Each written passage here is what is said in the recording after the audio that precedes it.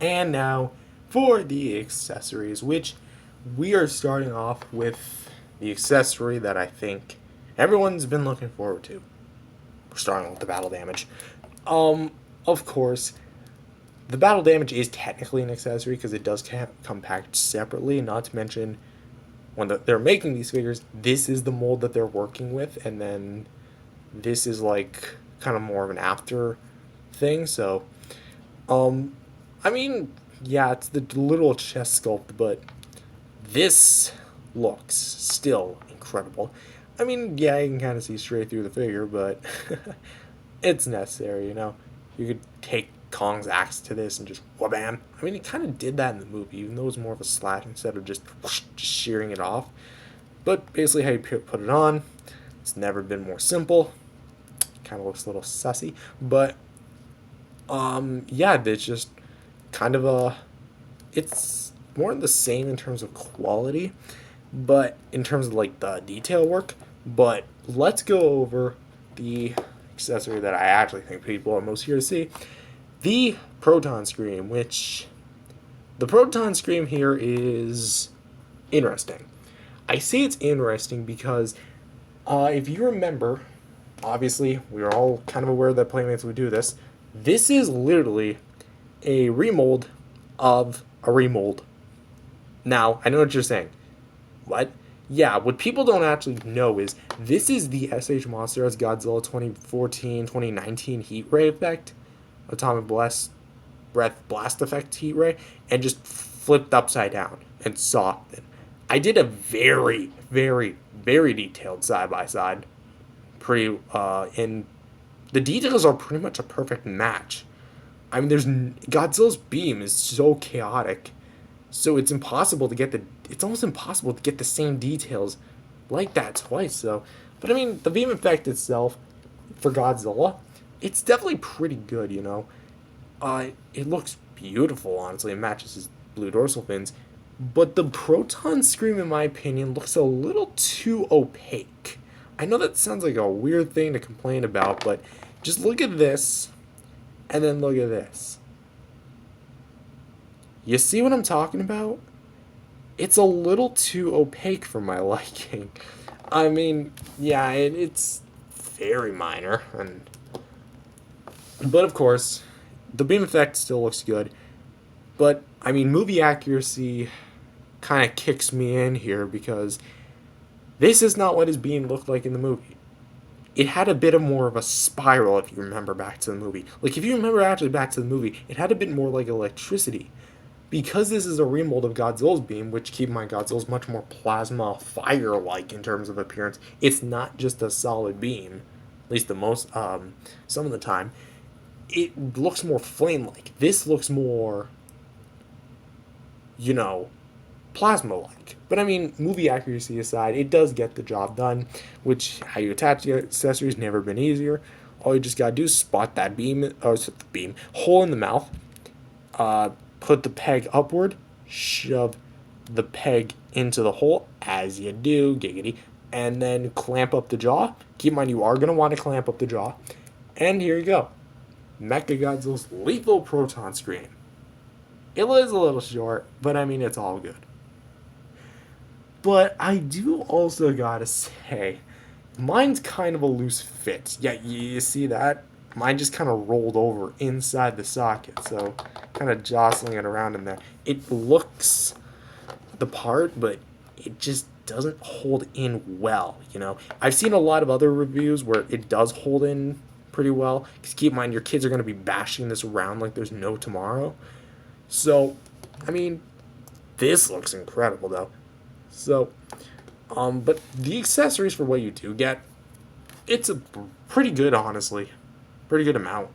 And you know, now thinking about it, I wonder what it looks like with Godzilla spewing out the beam. Oh my gosh, this is something I would kill to see on the big screen. Please, if they do this in Godzilla and Kong against like Space Godzilla or something, this, for like maybe the final finisher move, this would be flipping amazing to see. You see this? Like, come on, please, Adam Wingard, do this. I would be so amazed to see this. Toho, Legendary, Warner Brothers, whoever's in charge of this movie, please make it happen. Yes, I'm including the beam effects in the size comparison because why not? But anyways, here's a size comparison with his co-stars in the movie, Godzilla with Heat Ray and the Kong with Battle Axe from the MonsterVerse Playmates series line. And as you guys can see, they are, well, in terms of scale goes, I definitely do think that MechaGodzilla and Godzilla are definitely in scale with each other because Godzilla proportionally looked about this size and MechaGodzilla was again proportionally about this size. Because like keep in mind, MechaGodzilla wasn't all that much bigger than Godzilla was. Because we're talking about 400 feet versus 393 feet, I think. 394 feet? One of the two. And Kong himself is only supposed to be like 335 or 7 feet. So Kong definitely is hero oversized, but I think in terms of like a toy kind of thing, you could honestly be, come on, this is perfect for toy scaling at least. And here he is next to his original figure release, the original MechaGodzilla with Heave figure, which, as you can see, the differences between these two are night and day. No pun intended or all pun intended. I really don't care. I don't care. This is honestly quite a really good comparison right here because like you literally have your option. Do you want MechaGodzilla with a vehicle and pretty much more close standard to color, or do you want a more like testing facility? And it comes with a pretty neat beam effect, honestly. So pick your poison, and we'll see where you go from there.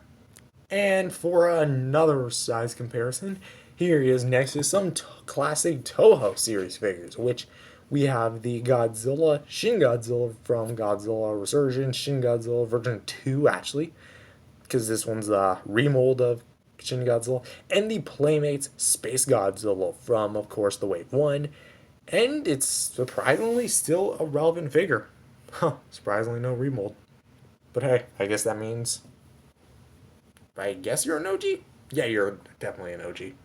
And here he is next to some older Godzilla and Kong figures from, of course, the Wave Series 1 line when it was still called Godzilla and Kong, with Playmates Destroya and Playmates Kong from Kong Skull Island, 2017.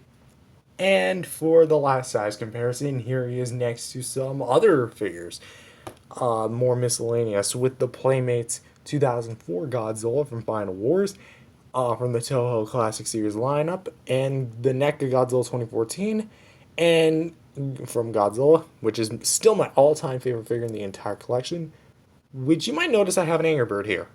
Well, more specifically, Red, the dog toy. Because very soon, we are going to be seeing these three on screen together. Stay tuned, everybody. And I'm talking about a channel project. If you don't know what I'm talking about, go watch the Angry Birds Godzilla show. And for some more size comparisons, because I'm actually feeling it, here he is next to the Playmates Funko Pop MechaGodzillas. Keep in mind, I have duplicates from separate sets.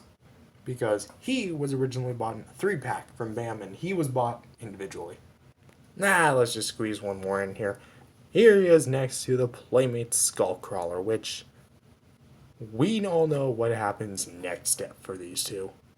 And so, what do I overall think of this figure? It's honestly a very, very, very stellar release. It's very solid. I definitely do think that this figure should not be bought alone if you're planning to buy this, because remember, this is only $10. $10. So that basically means you can get all the other figures for $10 each. So what you're basically looking at here on screen is a $30 worth value for 3 figures, 3 battle damage pieces, and 3 unique accessories each. You can't go wrong with that. You really can't.